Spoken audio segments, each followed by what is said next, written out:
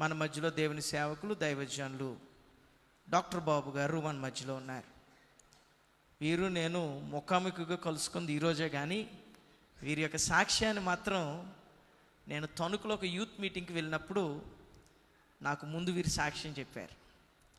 వీరి సాక్ష్యాన్ని నేను ఆ లైవ్లో వింటమే, ఆ లైవ్లో సాక్ష్యాన్ని విని నాకే చాలా ఇన్స్పైరింగ్ అనిపించింది వీరి సాక్ష్యాన్ని.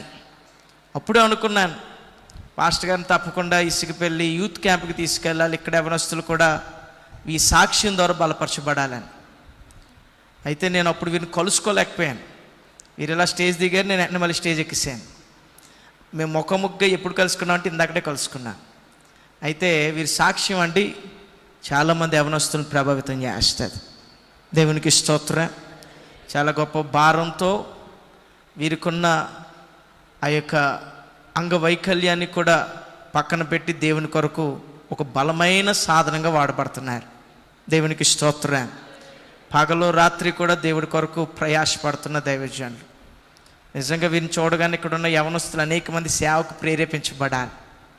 హల్లెలూయా. సేవకు రేపబడాలి. నేను అన్ని అవయవాలు చక్కగా పనిచేస్తున్నాను, నేను ఇంకా దేవుడి కొరకు ఏదో చేయాలని ఒక తపన ఇక్కడ యవనస్తుల్లోకి వచ్చునుగాక. ఆమేన్. అందరూ శ్రద్ధగా వినండి. మిమ్మల్ని పాస్టర్ గారు కూడా పడుకోనివ్వరు నాకు తెలుసు. దేవునికి స్తోత్రం. ఈ సమయాన్ని దైవజనులు మన మధ్యలో ఉన్న డాక్టర్ బాబు గారికి ఇస్తూ ఉంటుండగా అందరూ చప్పట్లు కొడుతూ కర్తల ధ్వనులతో వారికి ఆహ్వానం పలుకుతారు.